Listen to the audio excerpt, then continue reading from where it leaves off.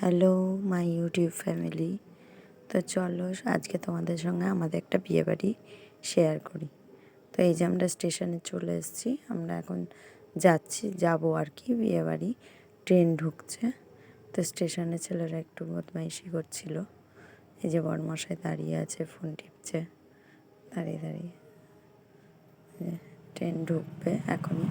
তো এই যে আমরা বিয়েবাড়ি চলে এসেছি, গেটের সামনে দাঁড়িয়ে। আমার লুকটা কেমন লাগছে জানিও। সাজিনি সেরকম কিছু। যে ছেলেরা, দুই ছেলেকে নিয়ে একটু ফটো তুলছিলাম সেই মুহূর্তে। তো চলো ভেতরে যাওয়া যাক।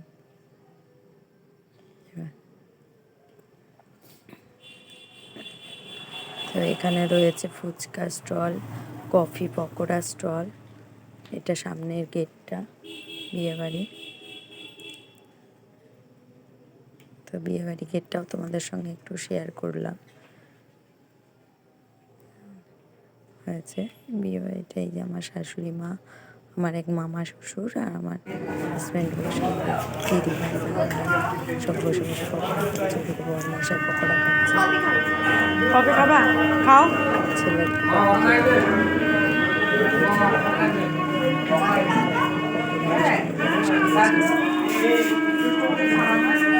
গল্প করছে। এটা আমার যা।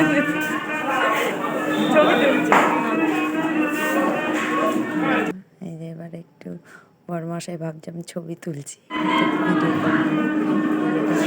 ভাই আর দিদি গল্প করছে। এটা আমাদের কোণে। তো চলো এবার খাবার মেনু কেউ পজ করে দেখে নিও যদি দেখতে চাও খাবার মেনুতে কী ছিল। তো আমরা খেতে বসে গেছি। খাবার ভিডিওটা করতে পারিনি কারণ ছেলেদের খাওয়াতে হচ্ছিল, ওর জন্য এক হাতে ভিডিও করা এক হাতে খাওয়ানো তো সম্ভব না। তাই জন্য এইটুকু দেখলাম। মেনুটা সবাই পজ করে দেখে নিও।